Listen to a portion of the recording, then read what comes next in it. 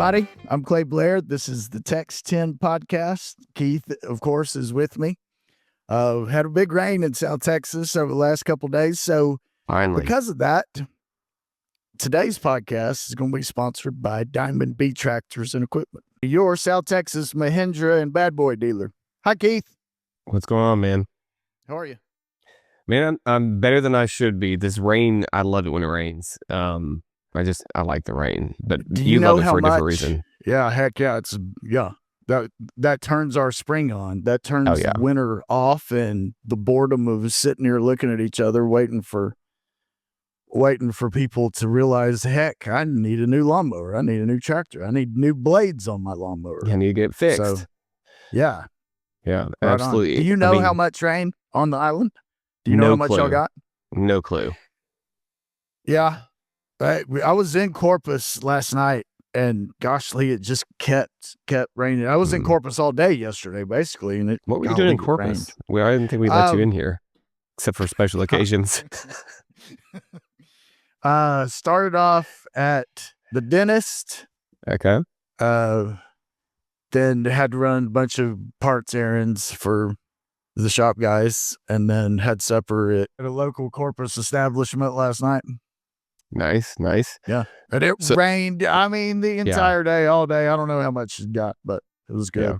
I don't know what it was, but it's good. I love the rain from back in my days when I used to do landscaping. It was like my only day off type thing. Sure. It's just like in the middle of summer, sometimes you just need those days off. But yeah, you love it for a different reason for sure. Yeah. But so I have 600 square feet of grass in my backyard because I live on the island. So it's huge, like absolutely enormous lawn that I have that takes like 4 minutes tops to mow with an electric mower. But it hasn't needed to be mowed in months and months. You should have already had to mow. In the typical year, you would have already mowed 2 or 3 times. Oh yeah, starting February. But absolutely, get ready. It's coming. It's coming now. The mosquitoes are going to be wicked too. Yeah, that's the one thing in South Texas. You can't get the rain without the mosquitoes. And we back up to this big field that leads up to the Laguna. So like there's just like pools of water that sit back there when it rains, and it gets pretty brutal. Sure. But are you familiar with purple martins? The bird? Mm-hmm. Kind of. I've got a couple of customers. I've got a couple of customers, I think, that are purple martin fanatics. Are those white bulb looking houses like the gourds that hang? Yes. Yeah. So my father-in-law lives across the street. He's a huge purple martin fan, so he's put up purple martin houses. Like they're condominiums, actually. Like we have an entire high rise in the backyard. And so I just looked it up to see, so I don't misquote this. According to AI on Google, purple martins can eat 2,000 mosquitoes a day. Sorry. Well, it can't. It says it can't eat 2,000 a day. Interesting. Ooh, but they eat a lot. That's what I know. They eat a lot of mosquitoes. They eat a lot of bugs. Like when the dragonflies come in, like you see them attacking the dragonflies, but they eat mosquitoes. They eat everything. So it makes it much more reasonable. I think dragonflies eat mosquitoes too, don't they? Yeah, I think so. Yeah. So anything that will eat a mosquito is good. I'm fine with that. I was about to say, what is so great about purple martins? Like I said, I've got customers that are fanatics about them. Your father-in-law seems to be one of them too. Yes. Okay, cool. Yeah, they eat mosquitoes. Good answer. They're cool to watch. They're like little stealth fighters is what they look like, because they're like just the way they're built. They're super fast, but they're cool to look at, fun to watch, especially when the kids are really little. They used to just like to go out there and watch them, and then the babies hatch and they start trying to fly. But the fact that they eat mosquitoes, it's all that really matters. Yeah, it's nice. I'll be darned. Nice. Anyway, so big day for Tennessee Vols. I'm sure you are not aware of it, but we are in the Sweet 16. Know. Go ahead. Okay. Yeah, we are in the Sweet 16. We're playing this evening. So we got obviously win to go on to the Elite Eight for men's basketball. A little bit nervous just because, like, competition's getting tougher. But man, it's awesome. I did watch the end of the was it Texas Tech and Arkansas last night. Yep. When I originally clicked over there, Tech was down by, I don't know, 10 or 12 points. They were getting thumped pretty good. It was over. Typical, but then click back over. It was in overtime, and Tech won. That was pretty cool. Yeah. March Madness, I'm telling you, it's awesome. It really is awesome. But so Tennessee athletics is like have this resurgence. It's just unreal right now, man. Yeah. So I agree. Baseball team is doing fairly good, right? Basketball is doing really good. Women's basketball is doing really good. Men's football did well, ended in the top 10. So we're number 1 in the country in baseball. Both basketball teams are in March Madness, Sweet 16, and then the football ended in the top 10. It's really fun to be a Tennessee Volunteer. It wasn't there for a while. For us, it was not there for a little while, but it's quite fun. So, do you see that girl pitch the fastest pitch ever in softball, NCAA softball? Tennessee pitcher. I don't know what her name was, but it was 78. Tennessee. 78.2 miles an hour. Which, because it's closer than a baseball. Let's see. That's fun to watch. I like to watch softball. It says it's the equivalent of 100+ mile an hour pitch in baseball. Sure. And then Ben Joyce, you may or may not remember this. About 3 years ago, he was their closer or setup guy. He was a reliever, but he pitched a pitch that was 105.5 miles per hour. Which is just like, how do you hit that? I've never heard of that. No. Like, how do you do that? So it's really interesting. I mean, Tennessee's just got some, like, they're putting it together, man. It's just absolutely fun. Absolutely fun. I can't disagree with that. They're everywhere. All sports. They're there. Yeah, it's fun. So you know what I just realized? You were not wearing your glasses. Hey, and I don't know that I've seen you take your glasses off before. Hang on. I did you see me just move to my left and all of a sudden my neck is locked up? You're right. I'm not wearing my glasses because on Monday I got contacts and went through the whole vision, the testing, the blowing the puff of smoke or air in your eye, that is the whatever. Absolute worst thing in the world. So get set up. The doc figures out what the prescription needs to be, and his assistant, who's this fun lady, says, "Okay, let's go. You've got to put them in, and you've got to take them out before you leave here." Right, just like they did to me when I was like 15 or 14 when I got it. So yeah, gosh, I was able to get. I think she put them in. Yeah, they put them in first, and I got one of them out and got it back in somehow. And they let me leave, or they just wanted to go to lunch. It was right. Yeah, they're like, please just go. Like, you'll figure it out. Yeah. So, but since then, I was able to get them out that night. I woke up this morning and my neck was stuck, and I think it's because for the last Tuesday, Wednesday, Thursday, I've tried to put them in myself. Couldn't do it.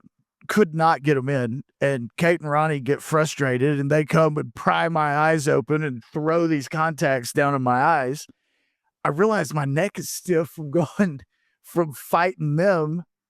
But this morning I did it. I got the right one in. I got the right one in at home. Mm-hmm. Took a minute, but I got it in. I fought the left one. All of a sudden, I'm running late. Kate sends me a text saying there's a bad boy truck here. So, I just put the left one back in the container. Got here. Oh my gosh! Got it. This is what happens when a 48-year-old tries to put contacts in for the first time. Gosh, just not possible. So, then I got it in, but it was inverted or upside down, so whatever you want to call it. Yep. And so I could feel it in my eye. So I had to get it out and I got it back in. I love them. I love not having to have these stupid glasses everywhere I go. I've got Sure. truck glasses, I've got home glasses, I've got office glasses, I've got other truck glasses, I've got Jamie's purse glasses. No, these contacts are fantastic. I just got to be able to get them in. And maybe I made some progress today, but my, like I said, my neck hurts. My neck is stiff. Getting old, it's so glamorous, isn't it? Gosh, right? So glamorous. That's really funny. Yeah. So the first so this time is I what got, I look like without glasses. Yeah. The 14 people that are gonna watch this. Right. First time I got contacts, they gave me a gas permeable, which are hard contacts, so they don't move. Right. It's like just a rigid contact. Okay. Put that bad boy in. It feels like you just put a rock in your eye, and then you can't get your eye. Like, you know how your eye like tenses up and you can't get it open. So the only way to get those out. Yeah. Well, so it's way worse with hard contacts. Anybody who's watched this that's ever had those, they'll tell you. So literally, you have to like break the suction on them. So you have to get your fingernail underneath the edge of it so it breaks the suction. The worst on those, though, is when they'll slide up here, like in the back of your eye, and they're suctioned into your eyes. So you're trying to get your like thumb there to break the seal so you can pull it out. Like, yeah. I mean, wait until you get like a big like eyelash behind your contacts, and you're like, it feels like your eye's about to rip in half. Oh, I bet so. I bet that hurts. It's great, man. Great. That's been my problem. And I've got this mirror, this 20-time magnification mirror that you suction to the other mirror, and you can get real close to it. And when I did it last night, I thought, wow, my gosh, my eye looks huge. This is going to be easy. Well, not only does it make my eye look huge, it shows just how big, stupid, fat my fingers are. And I mean, it's the same struggle, whether you've got it magnified by 20 or not. It's a fight. I think I've got little bitty eyes or something. I don't know. Really but funny. I've got them in now. I'll be able to get them out. That's good, man. Sunday, I may not be able to put them in because I'm not gonna have people here to help me. So there you go. Well, I have confidence that you can do it. Again, if a little kid can do it, surely you can, right? Maybe not, because a little kid can use your computer and you cannot. So maybe not. I don't know. Yeah. So what are you doing this weekend? What do you got going on? You heading up to? Going to College Station on tomorrow. Justin's pitching against Kentucky tomorrow. Good old, as my son would say, Kentucky. I hope that's the case. So he has Kentucky, and then he has LSU is Loser State University. Okay. So he really likes those. So yeah, no, he'll definitely be cheering for mother A&M would against have washed Kentucky. my mouth out if she'd have heard me at Graham's Egg say that word. Mine my would gosh, too. what kind of parents are y'all? Yeah, exactly. Mine would too. And you know what? I will say, my parents at my age did not. I never heard my parents cuss until I was well into my adult age. Like 20, I still haven't late heard 20s. my parents cuss. Like, yeah, late 20s, and I've heard it like at maybe 2 times each, maybe. So the difference is the role model that they were was a much better role model than I am. And I've still never heard my kids cuss, but the fact that they say Kentucky, they probably heard it from one of my friends, who are not necessarily the greatest role models. That's funny. Yeah. So like, I mean, again, that's why you have to, every time I get on the phone, even like with yourself, hey, Graham and I are talking to you on speakerphone. You just don't want to surprise anybody, right? Have them dropping F-bombs. That's right. It's not like it would be the first time they heard it, but again, I don't want Graham to have to correct you, for example, for using foul language. That would be awkward. Of course. So I mean, he would do it in a heartbeat, but yeah, no, he corrects me every time I say things I'm not supposed to. Kentucky was weren't they in Omaha last year too? It was Florida A&M. Was Kentucky there? I think so. I think they were walking out of the game right before the tornado warning hit. I think you might be right. They were there, but I don't think there's their record this year isn't real great either. So Graham's right. Yeah, they won over NC State. That's right. Bottom of the 10th inning. Yeah, that was a great game. That's right. Yeah. No. Yeah, Kentucky is they're like the little brother to Tennessee. It's kind of what it is. Like they were always better at basketball for the longest time, and now they're not even that. How far? What kind of distance is that? What is that? Lexington and Knoxville, Chattanooga? Lexington, like 3 Knoxville. hours. Okay, 2.5, 3 hours. It's not far. Not far at all. Is that a big rivalry? I mean, for them it is. I mean, same thing for Vanderbilt. Same thing for Vanderbilt. For them it is. I mean, with y'all's newfound way to suddenly be relevant. Yeah, relevant in all sports. No, I mean, they were always better than us when I was young. They were always better than us in basketball, but we were better than them at football. And honestly, back in the 80s and 90s, that's all that really mattered, right? We were better at football by a lot. It wasn't even close. Yeah. They've gotten better at football, but still, they're the little brother. Same thing with Vanderbilt. They're just a little brother, and we just don't care. Like, I mean, Alabama, Georgia, Florida. Those are who you care about. That's who we care about. I don't care about Kentucky one way or the other. I mean, at least they're good fans. I mean, they're not like terrible fans. Georgia fans, it's a big rivalry. Georgia fans are pretty terrible people. Like, if you're watching this and you're a Georgia fan, I'm sorry.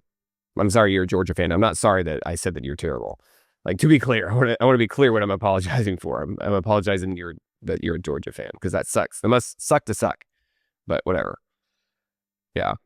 One time, I won't tell you about it now. I won't go into it now, but I'll have to tell you about this dueling piano bar experience in Austin with Deanna and a Georgia fan. And I'll just say the Georgia fan ended up underneath one of the pianos on the ground. It was awkward. Hold on. We got to go back. Yeah. What's Deanna and this Georgia fan, them playing the piano? Nope. Or no? Okay, so I'll go ahead and tell it. So COVID is just released in Austin, because Austin was locked down forever. The very first night, we just happened to be in Austin for Leadership Corpus Christi. We are there at this piano bar. It's the first night that they're back, right? And the place is not packed because, people are just slowly starting to come back out. But there's a group of us from Leadership Corpus Christi there, and, Tennessee fans, myself and my wife. And then we have another friend, Amalia, who's a Tennessee fan. And you could pay them, like the guys playing the pianos decided, like, hey, if you want to pay us money, we'll play your fight song. Well, everybody knows Rocky Top, right? Yeah. Everyone knows Rocky Top. If you've watched college football, everybody knows Rocky Top. Yes. Yeah. Like, I don't know anybody else's fight song. Everybody knows ours. So we give him $20. He starts playing it. And then there's these two fans at the very front row. We're kind of towards the back, very front row. Some Georgia fans. They're on their honeymoon. I don't know why you go to virtually locked down Austin on your honeymoon. Maybe because you're a Georgia fan. You're not very smart. I don't know. But just newlywed honeymoon. They want him to play the Georgia fight song. Whoever knows what that is, but he starts playing something. Who knows if that's what it was? They were happy. So then we want him to play Rocky Top again. So Deanna's taking like $50 up there or something like that. And it wasn't our money. It was somebody else's money that gave it to Deanna to take up there to play Rocky Top again. So this Georgia fan, I'm assuming that she had some adult beverages and was feeling frisky, right? Feeling a little brave. She jumps up and is like trying to block Deanna from being able to get to the guy to hand the money. And Deanna's like, what are we doing? Like, the girl's doing this whole thing and she won't let her get past. And then at some point, the girl snatches the money out of Deanna's hand. And now Deanna's like, look, I don't really care, but like, that's not my money. Like, I don't want you just taking the money. Like, give me the money back. Somehow this girl ends up slipping as Deanna's like reaching over to get it. She ends up slipping. And then when she goes to catch herself, she dives across the stage and ends up underneath the piano. Okay. So it looks from well, the way it looks like Deanna's shoved her, but she didn't. Like, the girl, she tried to gain traction and she slipped again. Yeah. Of course, I'm the only sober person in the entire bar, right? Because I just don't drink. So I watched this whole thing go down. I'm like, oh my gosh. So her new husband is sitting there. This dude is huge. He's an enormous man, right? Just like he's young, he's like super. I'm like, good God, here we go. And for the Like, record, you're not. I mean, you didn't have to point that out. That was kind of rude. I'm just saying. Yeah. Just No, saying. I'm not. For the record. 5 foot, 145 pounds. 5'8", go. 145 pounds, right? There you It's go. like not big. Right. This guy's like 6'4", probably like 260, 280, like big dude. I'm like, oh, here we go. At least he's probably drunk. That's the only thing I have going for me. But it also could go against me because if I do actually land a punch on him, he's likely not to feel it. But I'm like, oh just man, let Deanna take care of it. Like, so I'm sitting here like all this is going through my head super fast because like, how's this guy gonna react? Yeah. He leans back in his chair and starts hee-haw laughing as hard as he possibly can, like knee slapping. He thinks, does he help his wife up? No. His wife is laying underneath his piano. She has the money like this. My wife walks up to it and snatches it out of her hand, walks over and gives it to the piano player and turns around and walks back. Oh, that's a great story. And of course, all of the people that are there with us just absolutely just erupt and just think it's the funniest thing in the world. Everybody starts screaming. So that's funny. So yeah, that was the time my wife put a Georgia fan underneath the piano. Where they deserve to be, honestly. Like Georgia fans, that's just where you deserve to be. It's underneath the piano. So, but yeah, it was an interesting trip because COVID had been locked down for a really long time. Austin had gone all California on us and locked everybody down, and the homeless people there got like super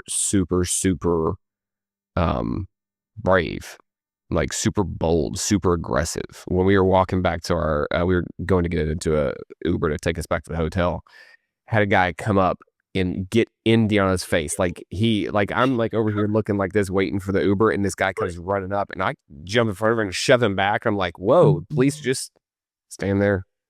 Yeah, I remember somehow it wasn't just Austin. A lot of those cities, all of a sudden the homeless people were unpoliced or something. Well, it's unpoliced, and plus, if there's no people out there, they can't panhandle. They don't get any money. They don't get any food for a very long time. I mean, if that was me, would I have been aggressive? Maybe, but he was obviously on something as well. Like he wasn't in his right mind. You could absolutely tell it. And I'm sitting here like, good gosh, I just want to get back to the hotel. She already almost got me in a fight with, like some superhero over here. Now I got a homeless guy that I'm gonna have to like beat off. Like, yeah, just let's go back to the hotel, be done with this. But what are y'all doing this weekend? We are doing baseball. So Graham's first baseball game got canceled because of rain. Which, of course, what are the chances? Like, it hasn't rained in like 8 months. Yeah, it rains his first baseball game. So we're doing baseball against Port A. So it should be interesting. He's the youngest kid in the league, in the Laguna Little League. But I think he's going to hold his own. I think he's going to do well. We moved him up because, frankly, he needed to be moved up. He's too big to play with these younger kids, I think. So. But cool. We'll see how the pressure gets to him because he's fourth grader playing with these fifth and sixth graders, so he's kind of looking up to some of these guys going, "Oh, I'm not the best kid on the team. What's the deal?" Which is good. I mean, that's what I think it will help him. It's definitely helped him concentrate a bit more and try to get better instead of just screwing around. That and the fact that his dad's his coach now and he makes him run if he doesn't do what he's told. What's your role as coach? How many coaches are there? What are you coaching? Well, I mean, I don't think anybody has any specialty here. But so I'm not the head coach. I'm the assistant coach. But so my buddy Brad is the head coach. He just happens to be the president of the league as well. So he definitely needs some help because he's just why you would ever volunteer to be on the board for Laguna Little League or any little league or any kids thing. Like, bless you. Because the amount of parents that are just ungrateful and demanding and as if you owe them something from your volunteer work. I don't know how, like, I'd look at somebody and just be like, fly a kite. Like, I don't care about it. But I mean, they all handled it really well. Last weekend was opening weekend. Bradley got me like, I mean, gosh, everybody just comes in and complains about everything. I'm like, better you than me, man. I mean, I do boards, but I do boards where like nobody really like no one's going to come up and complain because anytime you involve kids with it, right? Like now it's just like everything's way bigger problem than what it actually is, right? So It's a lot. But yeah, we've got a high school kid at Flower Bluff who helps as well because he's the son of one of the other assistant coaches. So there's 4 of us. And everybody on the team's actually very well behaved. So it's made it the kids. Mm-hmm. Yeah, we don't have everybody who's just crazy. So it's actually made it very pleasant to do. So it's nice. But yeah, we're gonna watch basketball tonight. Hopefully watch basketball again on Sunday when they win. And I mean, you're gonna watch basketball tonight, right? The Vols, obviously. Who are they playing? Who'd you say? Who are they playing? This is pretty pathetic. Oh yeah, we play Kentucky. That's right. Number 2 Tennessee versus number 3 Kentucky. 6:40 p.m., 6:39 p.m. technically. So you need to watch that as well because again, you're going to the Final Four. It's going to cost you some money, by the way. Hate to tell you. Okay. Those tickets are not cheap, but it'll be fun. We'll get general admin tickets and just stand. I don't think there are general admin tickets. I don't think that's a thing. I don't think that's the thing. Is that a thing in the World Series? I don't know. I don't know because there were the a World ton Series. of people just standing, and I didn't know. That's what we're doing this weekend in College Station, just standing. Interesting. I mean, gosh, the baseball tickets. I mean, I get it. They draw a huge crowd, and they're trying to make as much money as they can. Those seats, the seats behind home plate are, and I'm not talking about the direct ones, the one that you see behind on the TV. I'm talking about up in that first level, up high. They're still $700. No way for one game. Mm-hmm. Good gosh, That may be a little high, but something. They're expensive. Golly, I mean that's insane. Yeah. That's crazy. So, are you gonna go to Knoxville with Jeff when he goes and watches? I hate to say it, but he watches them get beaten by Tennessee. Maybe. You should. We talked about it. I'm not gonna say what he said about you people. Hey, we are good fans. We are like Southern hospitality kind people. Maybe he was talking about a different orange team. Yeah, it had to be Texas. He was talking about the fake that's what it was. That's what it was. I'm he was sure talking that's about what it was. Texas. Mm-hmm. Yeah, no, you should go because the food in Knoxville, like I already told Jeff, I'm going to give him a list of all the places he needs to eat while he's there because it's just fantastic. Fantastic. Some of the best food ever. It just gets better because they keep getting more and more just awesome restaurants. Downtown's a lot of fun. Downtown when I was a kid, lucky if you didn't get mugged. But now downtown is the place to be. So it's pretty fun right there by campus. So it makes it really cool. Good. So I have a complete random question for you. Okay. Talking about business stuff. So obviously I would assume Diamond B is about to get cranked up because we actually have some rain. You guys are going to get super busy in a shop, super busy with sales, so on and so forth. That said, assume Diamond B was running really well, nothing super stressful. Would you ever consider opening another business, or is Diamond B just like, that's it for you? Another tractor store? No, just maybe business. Like anything. Another business of any sort, another tractor store, another. We considered opening another Diamond B Tractors in different.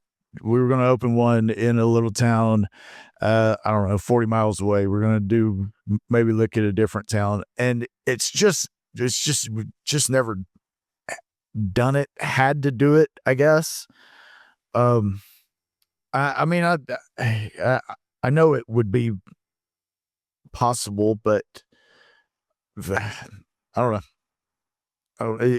The added stress of it, we just haven't had to do it, so don't need the added stress of doing it. So, like, it doesn't appeal to you to like expand. That's just not a thing that you're looking to do. It appeals to me. Okay. If we had to do it and it made sense to do it and the plan was laid out, and what you say if you had to do it? What, like, obviously you don't have to ever open a business, dear gosh. But what do you mean when you say that? If for whatever reason, we weren't doing enough here, and I got you. Okay. And they said we need one in this other place. Gotcha. Gotcha. I would either do it or not do it. Sure. So do they come to you and say, "Hey, we'd like you to consider opening a location here, there, everywhere"? They haven't. Interesting. I don't, obviously, I've never worked with a manufacturer. I've never owned a business that works with any sort of manufacturer. I'm assuming you have some sort of protected area deal. It's kind of a gray area. Interesting. Kind of, you better be good at what you do to protect yourself. Interesting. Yeah. Huh. Yeah. So the reason I bring this up is I talked to 2 different people at the University Innovation Center yesterday. One of them I had a meeting with. The other one just he was wanting to talk to me. And we happened to walk into the same room at the same time. And I didn't know who he was. I was introduced to him and it was like, "Oh yeah, no, we're supposed to have a conversation next week." And it's people who have a business already and are considering other businesses, but not in the same industry that their current business is in. Which is, I'm very much for that, just for the simple fact of multiple streams of revenue coming in that aren't tied to the same thing. Sure. Right? You're right. That's appealing. Perfect example for you. Like if it goes 2 years without rain, obviously I sell a lot less mowers. If I have 3 locations, I sell a lot less mowers in 3 locations. Right. As opposed to something that's, has nothing to do with the rain. So that's why I asked. I was wondering what your thought was on, I've thought about it before, or I would consider it. So would you ever consider doing something other than a Diamond B tractors or no? Sure. I don't know what though. Sure. My newfound love of cooking, I'd love to open a restaurant. Oh God, except that's evidently the worst possible thing you want to try to do. Like the margins are terrible, like 85% of them fail or something like that. And then you find out that everybody hates your food, I guess. Yep. Yeah. No. Heartbreaking. Yeah. I think you'd be better off trying to become like a food influencer if that's the route you want to go. It would set you up. Jamie can record you in the kitchen there and away you go. Rock and roll. Okay. I think food and bar is the thing that would scare me the most. Because the startup costs are just huge, right? Like just costs a lot to outfit a restaurant. And then they just fail at such a high rate. It's that is scary to me. Yeah. Yeah, because it's people with a passion for food. Right. And oftentimes they don't have the business acumen. Like their food might be great, but I don't know how to advertise. I don't know how to get people in the store. I don't know how to price stuff correctly. And then it fails for all those different reasons. And it's kind of sad to see people's dream fail just because they can't actually, get the business side of it. So that kind of sucks. Yeah. Yeah. I thought that was an interesting question because like none of them wanted to open another business inside what they were already doing. In fact, one of them was adamant. He's like, "I just would never want to do this again." Like, really? It's interesting. Very interesting. But yeah, I mean, me, serial entrepreneur, I'm always looking at starting something different. But I know. Yeah, it's annoying. Wow, that was strong. Jeez. It's not annoying. It's impressive that you've got that mindset. In fact, it annoys me because I wish I was more like that. I'm not. So what is your skill set? Obviously, you're an incredible salesperson because you can talk to anybody. But like, what do you consider your skill set? We just happen to be good with people and showing them equipment that they have come to us to look at. What I was not good at is cold calling. If I've got to walk into your place and try to, like when I was an ag chemical salesman, I wasn't great at it. Yeah, that's tough, man. I was uncomfortable walking into different places or to farmers and saying, "Hey, would you like to buy this that you didn't know that you need?" I wasn't great at that. Yeah. But when people are coming here to look at the equipment that they already know that they need, and we just have to show it to them. Yeah. And treat them right. Yeah. It's not that hard. Yeah. I think if I had to cold call to sell Yellowfin Digital Services, I would just shut it down. Because I can't don't blame you. Like, yeah. at some point I can figure something else out to make money. I mean, I'll come out and sell tractors, I guess. I can figure another way to make money that I don't wake up every morning going, dear God, I hate my life. Now, that said, I know a couple people that they're magicians at cold calling. I know. I do too. I mean, absolute magicians. So my buddy Neil owns a digital marketing company, and he has a guy, Mike Edge. This dude, he lives to do this stuff. Like, it's fun for him. I'm like, what's wrong with you? Like, are there some screws loose or something? But he is so freaking good at it. It's just, and it's like second nature to him. Like, he's not even thinking. Like, it's just who he is, right? Like, he doesn't care. He'll call and follow up. You can tell him no 1,000 times. It doesn't bother him. Like, there's no skin off his back. Okay, like, I'll follow up next month. It's fine. I'll call you back. Not a big deal. But he is fantastic at what he does. And because, it took a really long time because they decided to go into a very, very tight niche for digital marketing. And it took some time to actually like establish themselves as the experts. Like, hey, you need to do this. But Dave and Nilo, the two owners, Mike is the sales guy, and they just got on the same page and like, hey, this is the route we're going. It's going to take a long time to get there. But my gosh, if they are not absolutely just killing it right now, because that's what they did.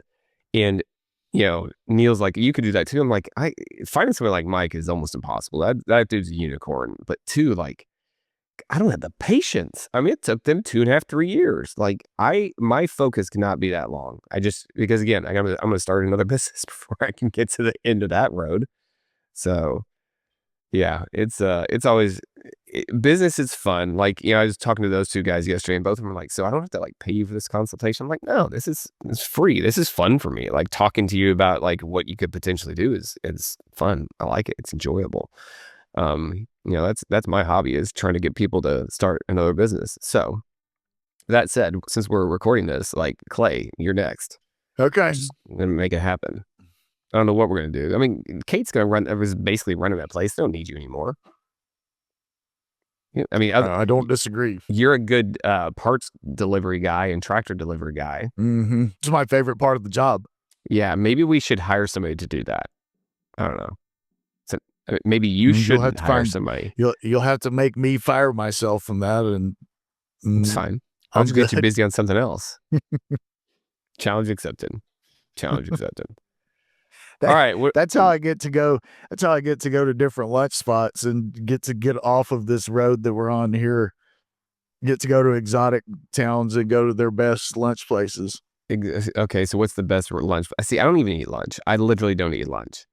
My favorite place right now currently is at the Sale Barn in Alice, Texas. It's called AJ's Cafe. Okay, it is so good. But I've had people. It's great. Yeah. Interesting. At the Sale Barn in Alice, Texas. But you can't go on Tuesday because that's the day of the sale, and you're not getting in there. Yeah, that's a problem. It's a problem. Yeah. So what do you think? You actually wandered out on accident to the island one time, and we went to lunch. What do you think about the sandwich shop out there? You don't remember that place? Yeah, I do. I remember. Oh, yes. Yeah, it was good. It was good. That place is fantastic. I mean, the problem is if you don't go early enough, they get so busy. It's just it was pretty tight in there. Yeah, it's tight. It takes forever to get your food. Now, again, I don't care to eat lunch. I mean, I like to eat. Like, the fat boy inside me wants to eat 24/7.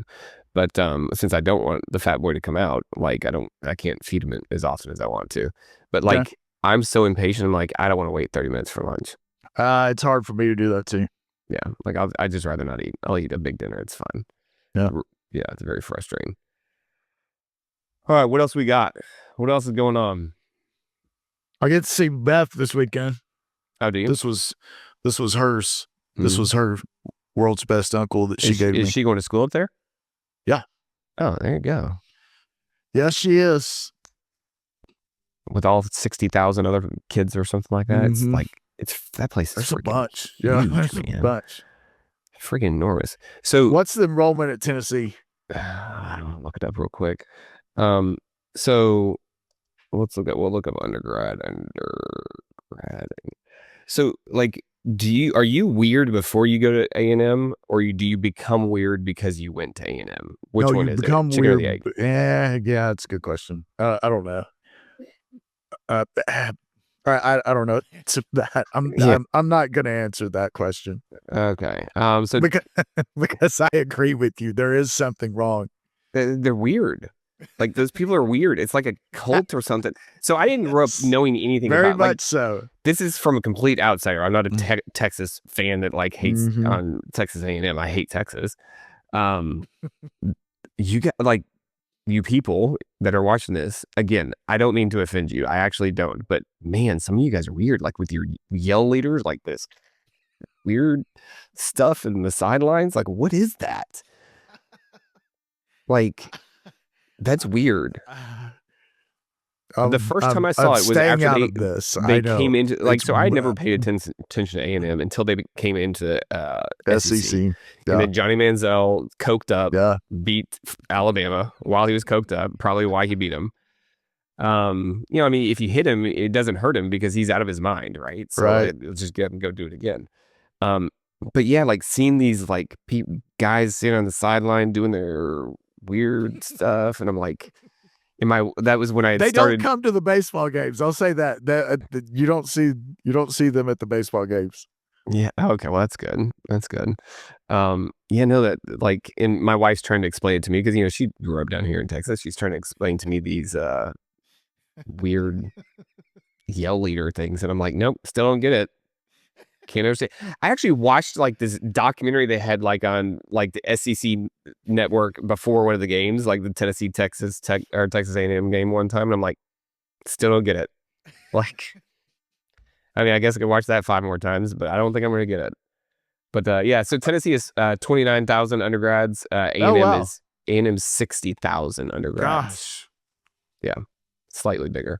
Tennessee, it's interesting. I've never been to A&M, but Tennessee, like, they cannot physically get any bigger because they have the river on one side, they have the highway on the other side, and then they have downtown on the other side and like a neighborhood on the other side. Like they've literally grown physically as big as what it can Can't get any bigger. Yeah. Like there's no way. Like they could go up some, but which, if you walk on that campus now compared to when I was there, it was nice when I was a kid or when I went to school there. It is beautiful. It's gorgeous. They've either updated or like knocked down and re-erected buildings everywhere, so they're all like super beautiful. But yeah, I mean, there's only so much room, so it would never. I mean, it can't physically get any bigger, really. I wouldn't think than 29,000 around that. But yeah. So I mean, you guys also do some weird gun thing out there at Texas Tech. I don't even know. It's yeah. That's also right. I know. Interesting. I know. I never pay because again, if you're not in the SEC, I don't really pay much attention to you. But when we went out there for that women's basketball game, like all 15 fans and then the band were doing their little weird, like shoot 'em up. I'm surprised that didn't get canceled at some point, right? Like finger guns, like you can't do finger guns in school. It's hard to cancel things in West Texas. Yeah, well, yeah, that's true. You can't cancel anything. Like they just don't care. It's just not going to happen. Yeah, that is the cool part about that place is they don't care. No, whatever. Yeah, no, I like that. I enjoy that. That said, I don't know that I could let my kid go to school out there because, gosh, going to visit them would be rough. It'd be really rough. I don't know about that. So yeah, I have. I would let him go to A&M though. I mean, I don't know that I'd like it, but I'd let him go. I would not let him go to Texas. Sorry, man. Like they could go. I'm just not paying for it. I'm not giving my money to University of Texas, Austin. It's insane. Okay, great. It's insane. You and your Texas people. Anyway, all right. What else we got? Let's thank the sponsors one more time. Diamond B Tractors. Absolutely. Woo-hoo. Diamond B Tractors. If you guys need your mower or tractor repaired, head on out there. Get it taken care of. They're out there in Robstown, right there on the edge of Cal Island, Robstown. If you need a new tractor, Clay's your man. Actually, talk to Kate. She's nicer. She's better. She's better. She's much better. So, all right, man. It's good talking to you. We'll get together again next week. See ya.